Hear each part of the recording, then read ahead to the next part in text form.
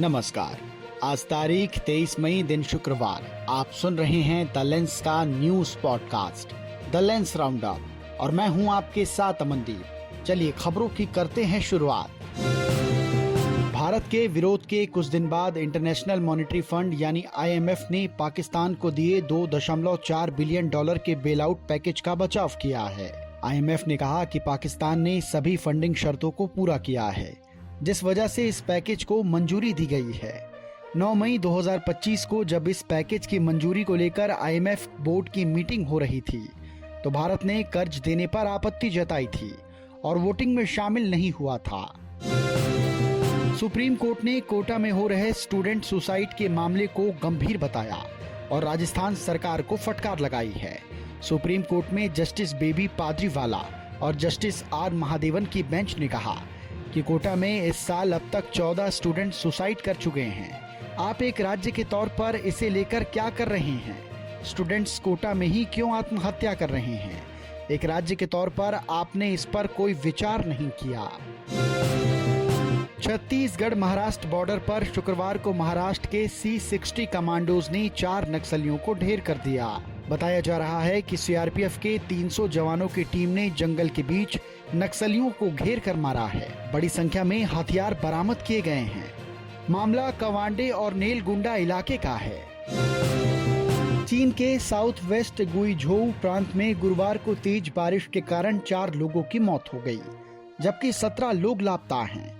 बचाव कार्य के लिए इलाके में सेना को तैनात किया गया है। सरकारी मीडिया के मुताबिक अधिकारियों ने चीनी इलाकों गुइझोउ के साथ साथ हुनान और जिंगयांशी में भारी बारिश के लिए आपातकालीन प्रक्रिया शुरू कर दी है।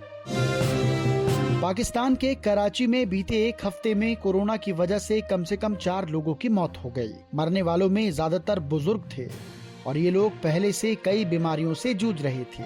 ये सभी मौतें आगा खान यूनिवर्सिटी हॉस्पिटल में हुई। यहाँ पर बीते कुछ दिनों से लगातार कोरोना मरीजों की संख्या बढ़ती जा रही है। बांग्लादेश की अंतरिम सरकार के chief adviser doctor Muhammad Yunus इस्तीफा देने पर विचार कर रहे हैं। उन्हें लगता है कि राजनीतिक दलों के बीच आम सहमति नहीं बन पाने के कारण काम करना मुश्किल हो रहा है। BBC बांग्ला सर्विस ने गुरुवार देर रात तक छात्र नेतृत्व वाली नेशनल सिटीजन पार्टी के प्रमुख एनहिद इस्लाम के हवाले से ये जानकारी दी है। कनाडा ने इंटरनेशनल स्टूडेंट को दिए जाने वाली स्टडी परमिट की संख्या में कटौती की है। पिछले साल की समान अवधि के मुकाबले 2025 की पहली तिमाही में भारतीय स्टूडेंट्स को दिए गए परमिट में 31% की गिरावट आई है। Immigration, refugees and citizenship Canada के आंकड़ों के मुताबिक जनवरी-मार्च 2025 के बीच 30,640 स्टूडेंट को स्टडी परमिट दिया गया। दिल्ली से श्रीनगर जा रही इंडिगो की एक फ्लाइट 21 मई को ओलावृष्टि के कारण भीषण टर्बुलेंस की चपेट में आ गई। इस दौरान पायलट ने पाकिस्तान से उसका एयर स्पेस इस्तेमाल करने की इजाजत मांगी।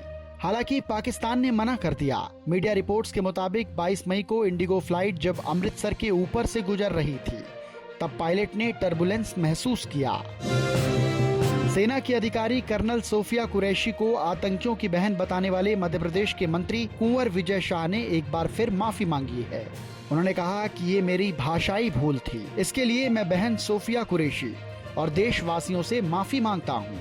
मंत्री विजय शाह ने शुक्रवार को एक वीडियो जारी कर माफी मांगी है।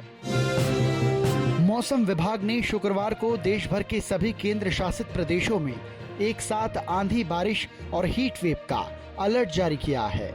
महाराष्ट्र और गोवा के तटीय इलाकों में बहुत भारी बारिश के साथ ही हीट वेव का रेड अलर्ट है।